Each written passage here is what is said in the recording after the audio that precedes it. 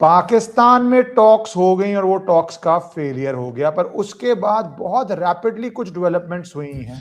एक डेवलपमेंट उसमें से ये है कि सऊदी अरेबिया ने $5 बिलियन का लोन दिया है, but there are no free lunches. साथ ही साथ पाकिस्तान को 13,000 सैनिक सऊदी अरेबिया भेजे हैं, साथ में 18 जेट्स भेजे हैं। और आपको पता है सऊदी अरेबिया और ईरान के बीच में हिस्टोरिकल भी ड्रिफ्ट रहा है, फ्रिक्शन रहा है, कौन रीजन में लीड करेगा की एक जंग रही है। और इस समय तो जो ईरान की स्ट्रैटेजी है, जो पूरे वेस्ट एशिया को उसने एक तरह से अटैक किया, तो सऊदी अरेबिया ईरान आमने सामने है। क्या सऊदी अरेबिया ग्राउंड इन्वेजन करेगा? अगर यूएस ग्राउंड इन्वेजन करता है, उसमें पाकिस्तानी सोल्जर्स का क्या रूल होगा? ये एक फैक्टर है। ऐसे ही बहुत सारे और फैक्टर्स निकले हैं जो इस्लामाबाद में टॉक्स हुई हैं। तो आज मेरे चैनल पे पहली बार जुड़ रही हैं प्रसिद्ध जर्नलिस्ट आरजू काजमी जी, जो पाकिस्तान इस्लामाबाद से हैं। ज्यादा परिचय की मोहताज नहीं है क्योंकि इंडियन टीवी चैनल्स पे आप उनको देखते रहते हैं, और आज हम उनसे पाकिस्तान के अंदर क्या हो रहा है कुछ बातें जानेंगे। थैंक यू फॉर ज्वाइनिंग आरजू जी। बहुत शुक्रिया आपने इनवाइट किया, थैंक यू सो मच।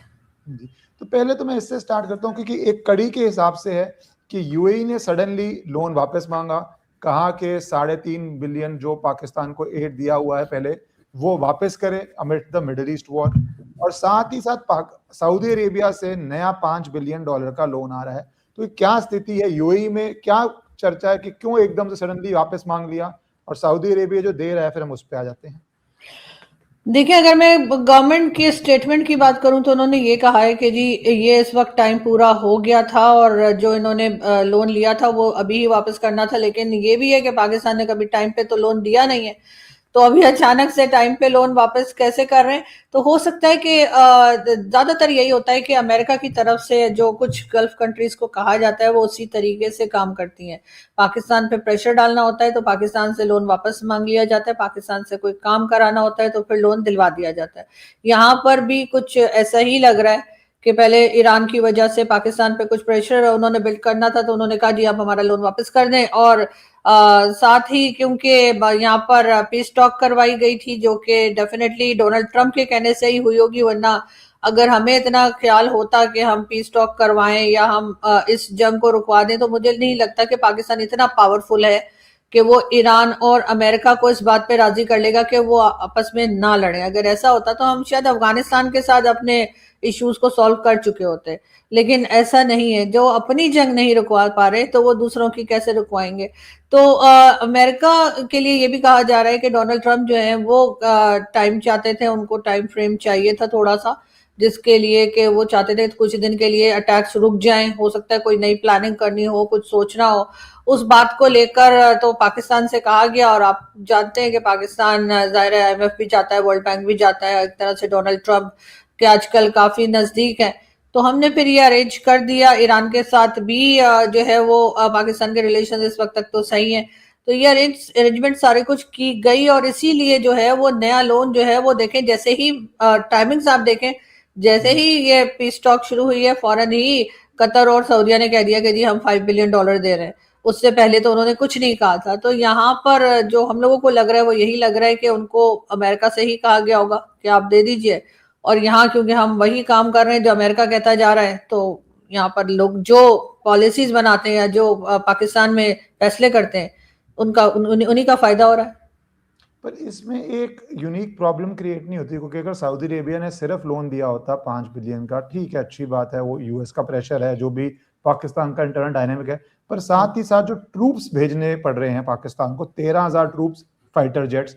अब ये एक एक्सेप्टेड बात है कि डोनाल्ड ट्रंप क्या करते हैं ईरान में कोई क्लैरिटी नहीं है, कहते हैं ग्राउंड इन्वेजन नहीं करूंगा, बट कोई गारंटी नहीं है किस दिन सुबह बोल दें उड़ के कि मैं ग्राउंड इन्वेजन कर रहा हूं।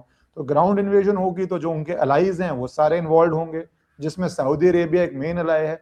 तो एक तरफ आप पीस टॉक करें, आपका एक लंबा चौड़ा पुराना रिश्ता है ईरान से, बॉर्डर है, तेल आता है, तो उसमें आप कितना रिस्क देखते हैं कि इनसाइड पाकिस्तान के अगर जो ट्रूप्स भेजे गए सऊदी अरेबिया के वो किसी वे शेप और फॉर्म में ईरान वॉर का हिस्सा बनते हैं, तो उसका पाकिस्तान में कितना रेजिस्टेंस होगा?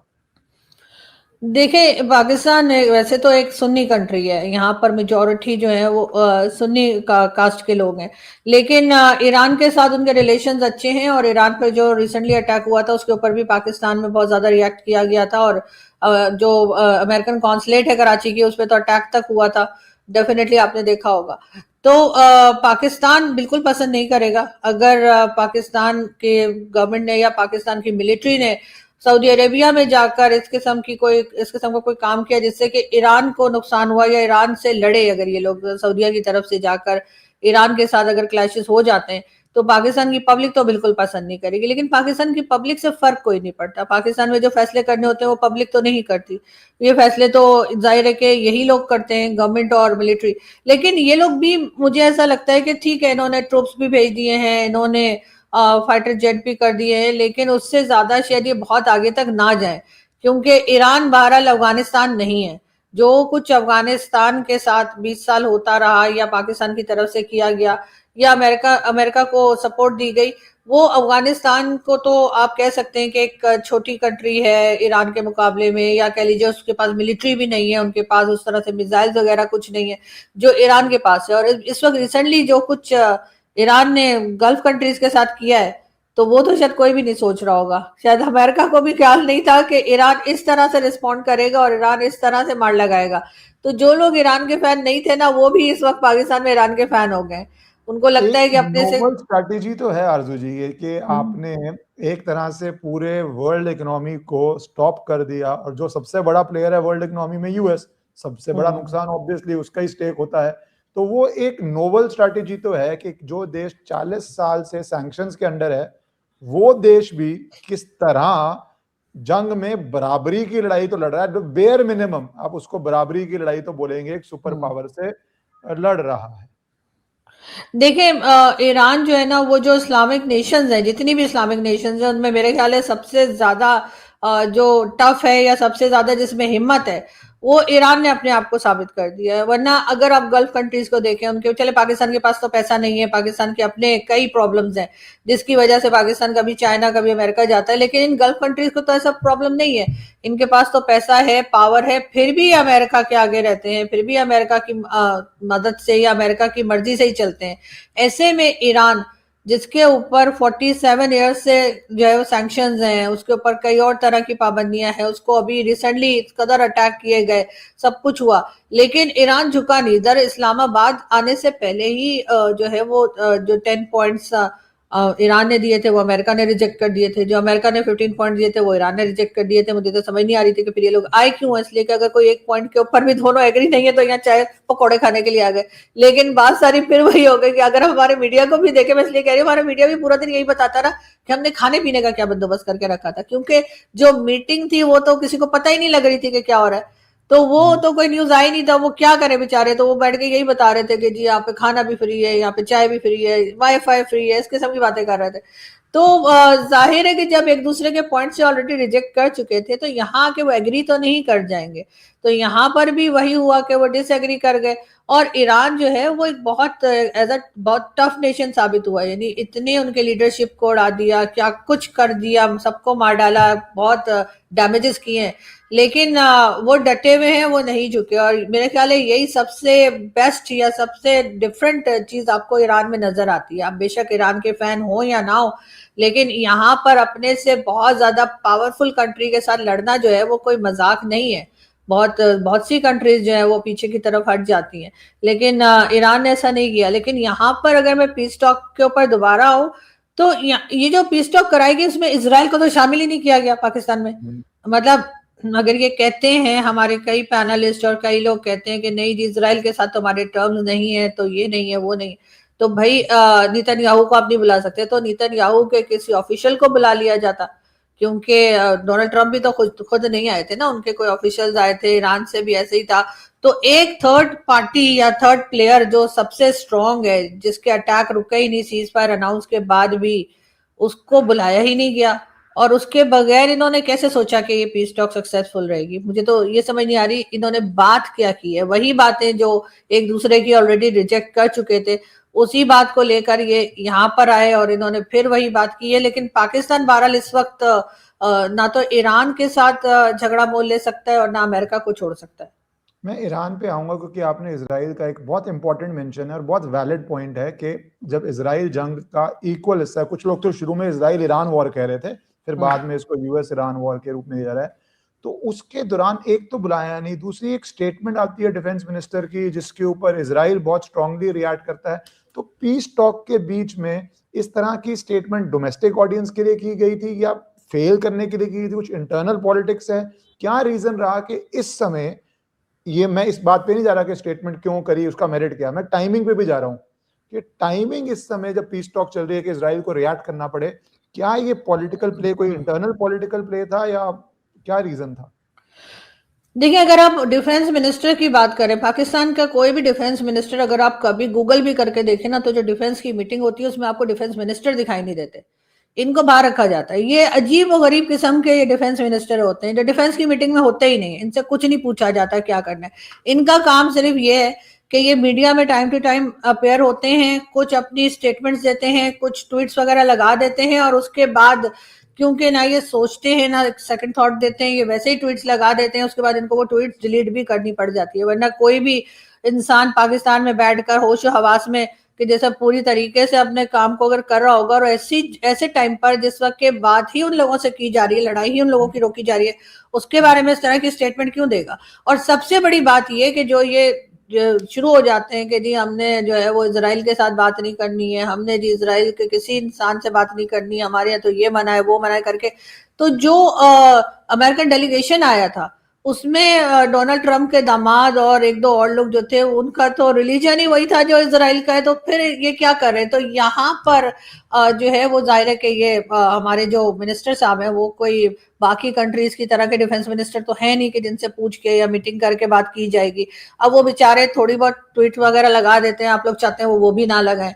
उसके बाद वो कहीं इंटरनेशनल मीडिया पर जाके बोल देते हैं कि पाकिस्तान तो 30 ईयर्स से मिलिटेंट्स पाल रहा था, हम तो डॉलर के लिए कर रहे थे। कभी वो बोल देते हैं हमें टॉयलेट पेपर की तरह यूज किया गया। तो अब इन लोगों को इनकी प्रॉपर, मुझे तो लगता है कोई ट्रेनिंग होनी चाहिए कि इन्होंने क्या बात लिखनी है, क्या बात बोलनी है। क्योंकि पहले तो हमारे जैसे जर्नलिस्ट कुछ बोल देते हैं तो ये पीछे लग जाते हैं कि जी ये तो इंडिया के एजेंट हैं, तो ये तो गद्दार हैं, तो अब इनको क्या बोलेंगे? ये जो कुछ बोलकर आते हैं ख्वाजा आसिफ साहब, और उससे पहले की भी उनकी कई वीडियोस मौजूद हैं जिसमें उन्होंने पाकिस्तान मिलिट्री को अच्छा खासा क्रिटिसाइज किया है, और बड़ी आसानी से सोशल मीडिया पे और गूगल पे उनकी वीडियोस आ जाती हैं, तो उसके ऊपर किसी के पास कुछ कहने को नहीं है। तो बहरहाल उनसे वो डिलीट करवा दी गई, लेकिन मेरा ख्याल है कि बिल तो उनको करनी नहीं चाहिए थी।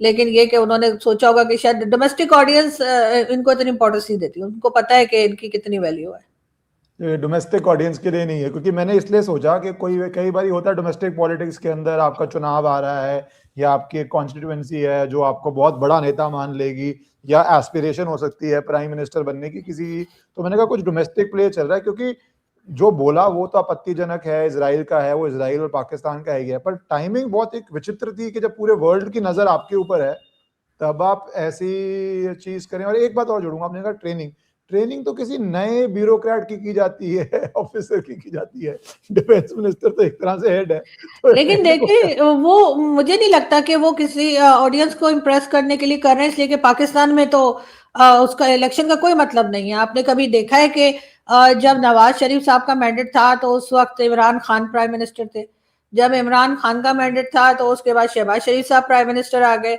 तो यहाँ पर तो प्राइम मिनिस्टर जो है वो वोटिंग के जरिए नहीं आते हैं, वो जाहिर है कि वो कहीं और से जो है वो अपना अप्रूवल लेकर आते हैं, चाहे वो जीएचक्यू हो, चाहे वो मिलिट्री स्टैब्लिशमेंट हो, वही उनको प्राइम मिनिस्टर कुछ बना देती है। और ना ही प्राइम मिनिस्टर की इतनी कोई पावर होती है कि वो कुछ फैसले कर सके। अगर इमरान खान का आपको याद हो तो एक जमाने में कोविड जब आया था नया नया, तो इमरान खान ने कहा कि जी मैं लॉकडाउन नहीं करूंगा। सेम डे 2 से 3 आवर्स के बाद जो है वो DGISPR उस वक्त के आए आसिफ गफूर साहब, और उन्होंने कहा कि लॉकडाउन कर दिया है। तो इमरान खान की या किसी प्राइम मिनिस्टर की तो इतनी वैल्यू भी पाकिस्तान में नहीं होती कि वो कोई फैसला ले सके, और शायद इसी वजह से इस वक्त जो प्रॉब्लम्स हम फेस कर रहे हैं उसका रीजन भी यही है।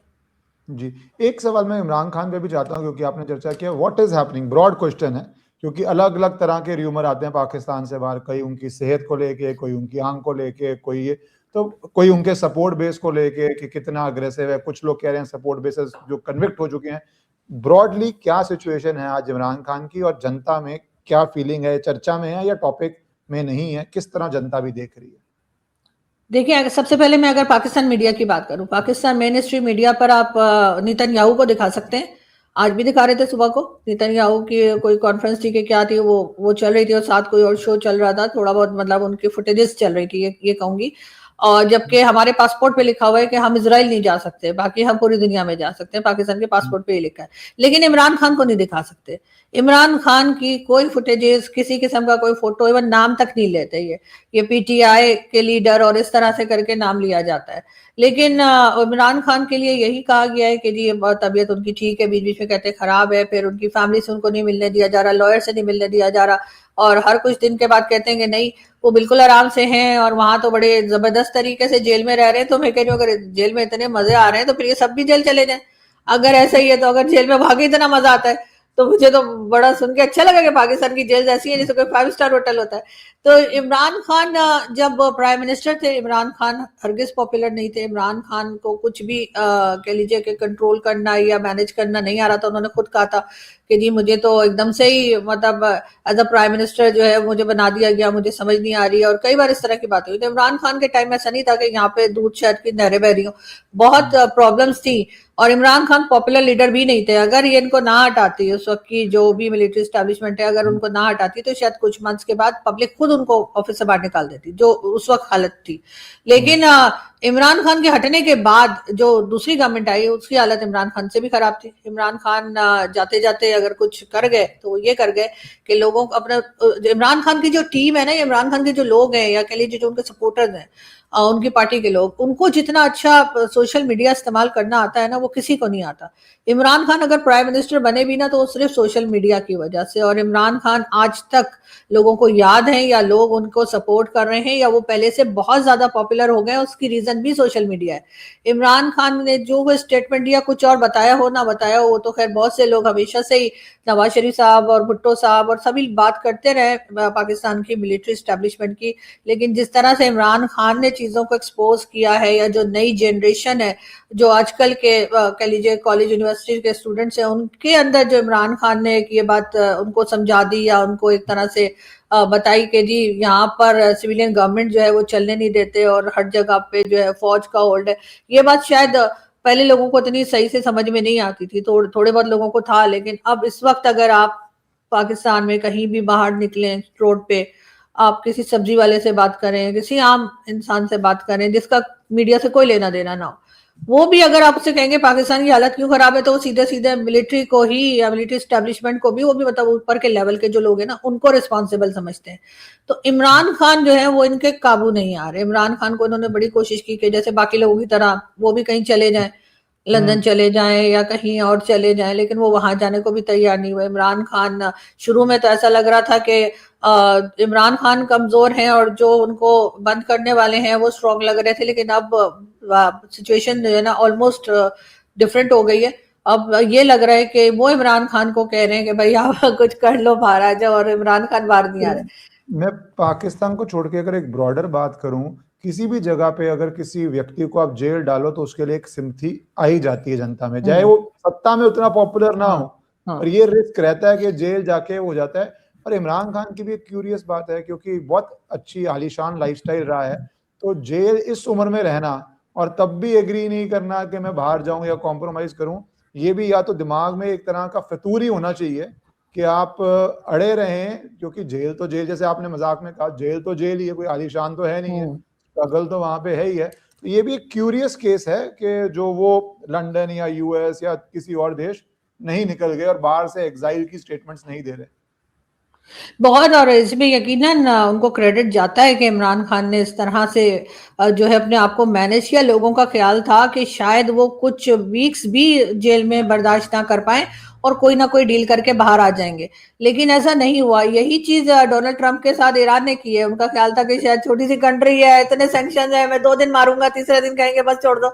अगर ईरान ने जो रख के उनको पटका है ना, तो वही चीज मेरे ख्याल है यहाँ इमरान खान के ऊपर आ जाती है कि हम लोगों को उम्मीद नहीं थी। एज अ जर्नलिस्ट हम लोग सोचते थे कि यार इमरान खान ने बताया कि चाहना जिंदगी गुजारी है, वो तो पॉलिटिशियन भी ऐसा नहीं रहा है, तो उनके साथ तो इस तरह का कोई कोई इश्यू नहीं है। लेकिन इमरान खान बहुत टफ जो है वो साबित हुए, और शायद शुरू में डेफिनेटली उनको प्रॉब्लम्स हुई होंगी, बाद में भी उनकी हेल्थ को लेके बातें हुई हैं, और अभी भी कहते हैं कि जी इमरान खान के इतने सपोर्टर्स नहीं है, ऐसा इस वक्त की गवर्नमेंट का कहना है। तो भाई फिर आप रोड्स क्यों ब्लॉक कर देते हैं? जैसे उनके सपोर्टर कहते हैं कि हम बाहर निकलेंगे इमरान खान के लिए कोई प्रोटेस्ट वगैरह के लिए, तो पूरी तरफ जो है वो लॉकडाउन करके और कंटेनर्स लगा दिए जाते हैं। तो इसका मतलब है कि इमरान खान जो है उनको पॉलिटिक्स आ गई है।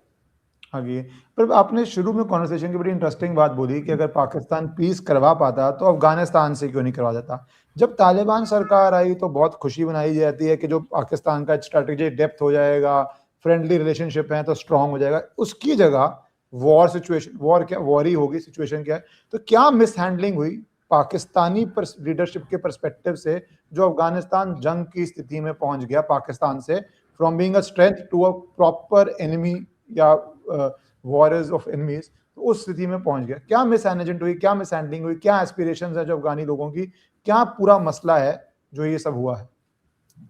देखिए, पहले तो जब ये अफगान वॉर चल रही थी और पाकिस्तान में रेफ्यूजीज आए थे, तो उस टाइम पे वो लाखों की तादाद में आए थे, और उनके लिए पैसा मिल रहा था पाकिस्तान को, ठीक है। तो हम बड़ी खुशी खुशी रख रहे थे कि हाँ और भेज दो और आ जाए।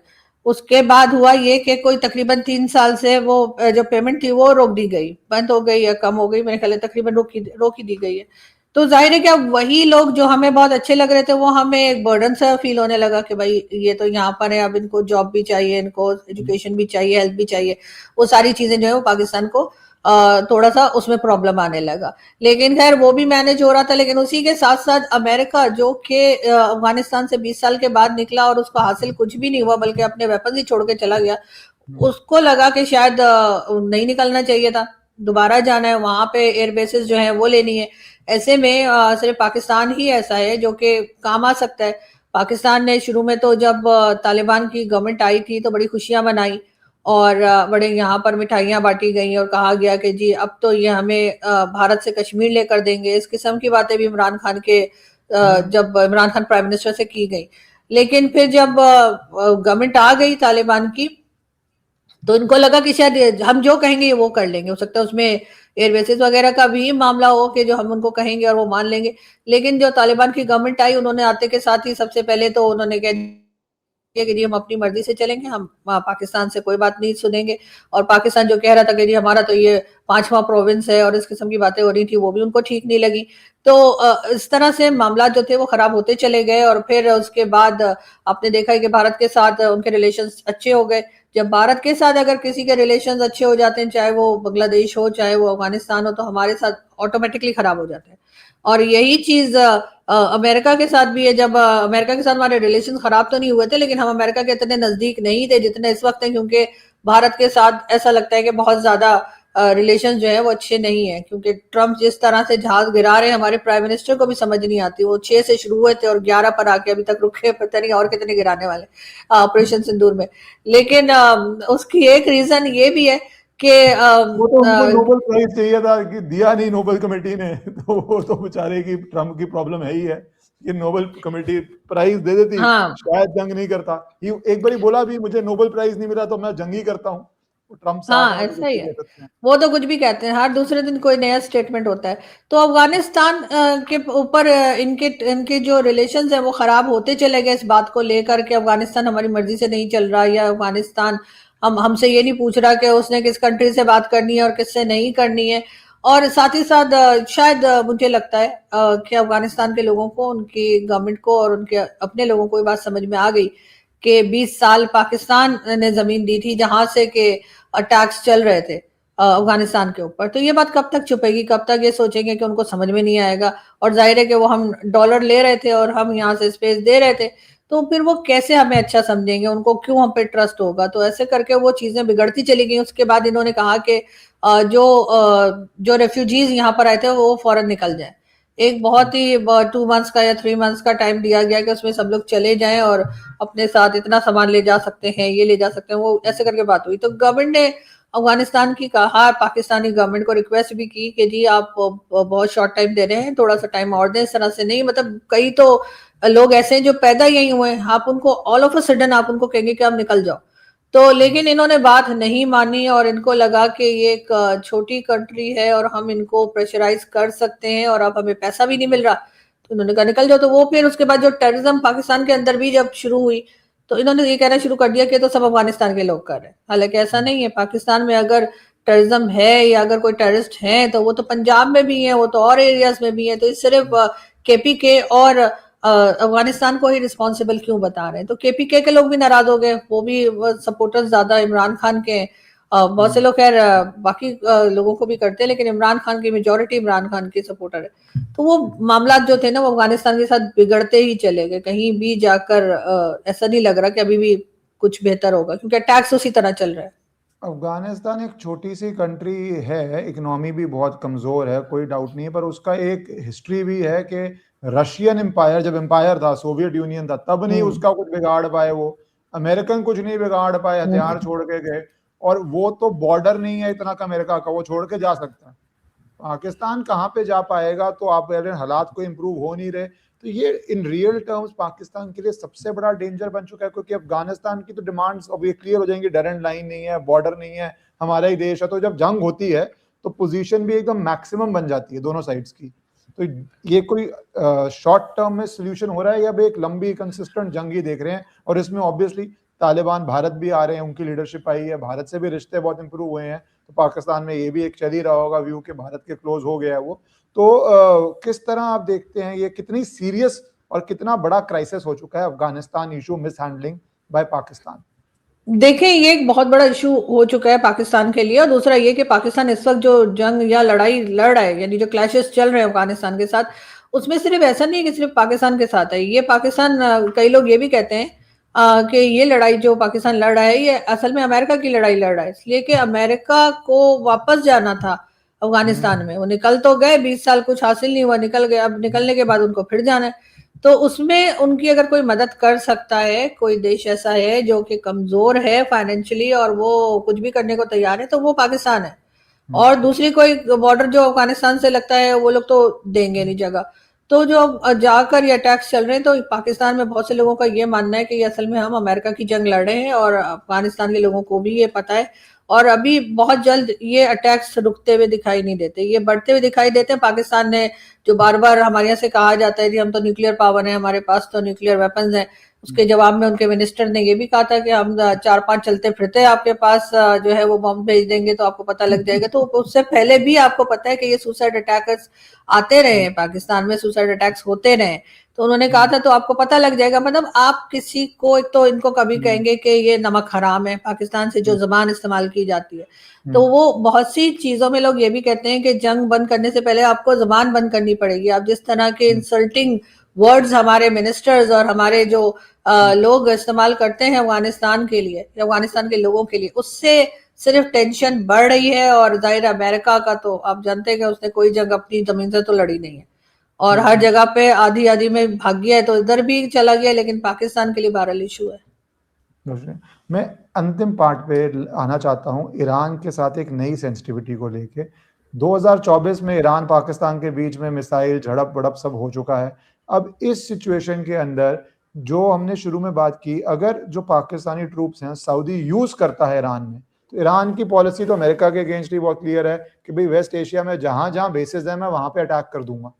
और अगर अब ट्रूप्स एक्टिवली इन्वॉल्व होते हैं तो आप कितनी संभावना देख रहे हैं कि ईरान पाकिस्तान के साथ भी फ्रंट खोल सकता है, कह सकता है कि अपने ट्रूप्स वापस मंगवाओ, नहीं तो मैं यहाँ पे भी अटैक कर रहा हूँ, यहाँ भी मिसाइल कर रहा हूँ, जो ईरान ने बाकी वेस्ट एशिया में किया है।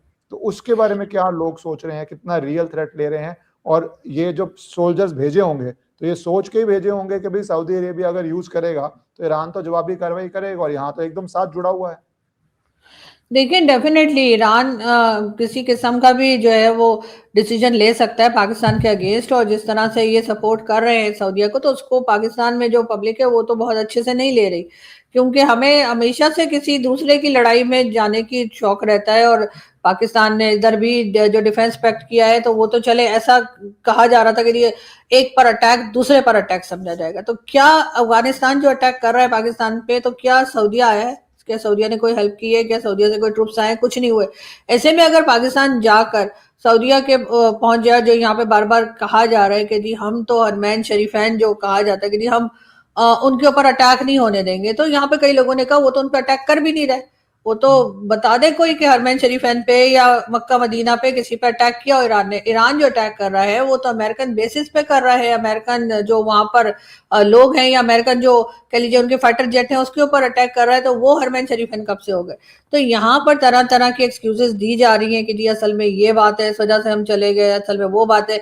लेकिन बात सारी ये है कि ये लोग अगर ईरान की तरफ से फ्रंट खोल भी देंगे ना, तो ये लोग जिनको ऐसा करने के लिए कहा जा रहा है, जिनके हाथ में पावर है, जिनके हाथ में पैसा आता है कहीं से दुनिया से, उनकी फैमिली तो यहाँ रहती नहीं है, ये तो निकल जाएंगे जहाज पकड़ के। 1 मिनट लगेगा इनको, इनके तैयार खड़े होंगे इनके प्राइवेट जेट, ये उसमें बैठेंगे और ये कोई अमेरिका कोई कनाडा कोई कहीं चला जाएगा और रह जाएगी आम पब्लिक भुगतती हुई। वहां से ईरान तो छोड़ेगा नहीं, इनको तो पता ही होना चाहिए कि ईरान ने गल्फ कंट्रीज का क्या किया है, यूएई और बाकी जगह क्या हुआ है। ऐसे में अगर ये थर्ड जगह यानी एक तरफ भारत के साथ भी टेंशन बना के रखी है इन्होंने और अफगानिस्तान के साथ भी, अगर ये ईरान के साथ भी ऐसा कर देते हैं तो बस उसके बाद ये तो भाग जाएंगे। और लेकिन लोग यही कह रहे हैं कि अगर ये भाग भी गए तो वहां पे जो पाकिस्तानी है वो इनको नहीं छोड़ेंगे। तो इनको इस वक्त बहुत सोच समझ के आगे बढ़ना होगा। अभी फिलहाल तो ये यही कह रहे हैं कि नहीं नहीं हम ईरान से लड़ने नहीं गए, बल्कि ईरान जो मिसाइल्स वगैरह जो वहां पर सऊदीया की तरफ अगर करेगा फायर तो उसको हम किसी तरीके से रोकने गए। अब अगर ये उधर तक ही रहते हैं तो फिर इनको ट्रूप्स भेजने की क्या जरूरत थी। तो वो तो यहाँ डिफेंस मतलब सिस्टम भेजते हैं। हाँ, डिफेंसिव सिस्टम भेजते हैं, ट्रूप्स का क्या। और डिफेंसिव सिस्टम तो हाँ यूएस ही भेज देगा, इक्विपमेंट की एग्जैक्टली यूएस को कौन सी कमी है।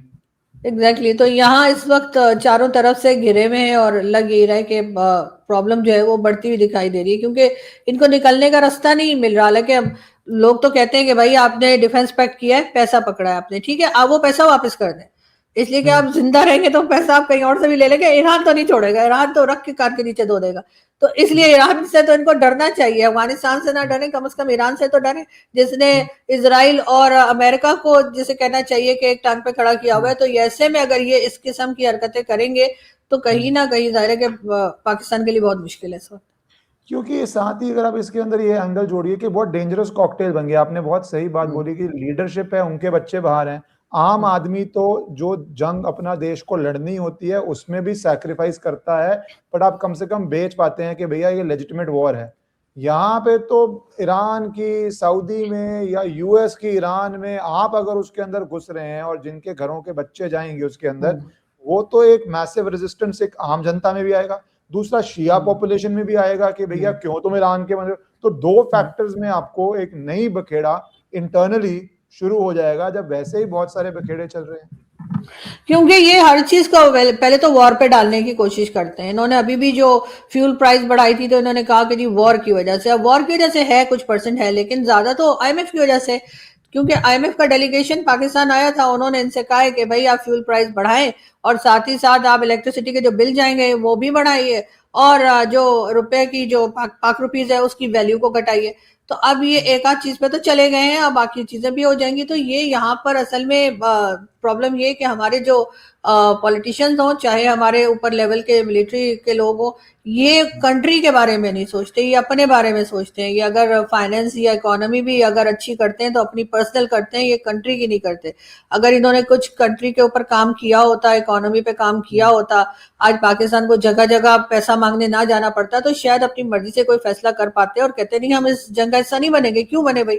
लेकिन क्योंकि ये ऐसा कुछ करते ही नहीं है तो इस वजह से सभी को पता है कि अचानक से प्राइम मिनिस्टर कैसे बन जाते हैं। पाकिस्तान में तो आर्मी चीफ और जो बाकी के कह लीजिए पोस्ट हैं वो भी अमेरिका से पूछ कर ही होती है, सऊदीया से भी पूछ के होती है। एक जमाने में आपको याद होगा जिस वक्त फील्ड मार्शल साहब हैं, जब इनको आर्मी चीफ बनाया जा रहा था तो कितने टाइम तक इनके लेटर पे साइन ही नहीं हुए थे, क्योंकि चेक किया जा रहा था कि कहीं ये शिया तो नहीं है। हालांकि उनकी वाइफ शिया है लेकिन वो खुद शिया नहीं है, तो वो चेक किया जा रहा था। तो हम तो अपनी मर्जी से ना प्राइम मिनिस्टर रख सकते हैं, ना हम आर्मी चीफ रख सकते हैं, ना कुछ कर सकते हैं।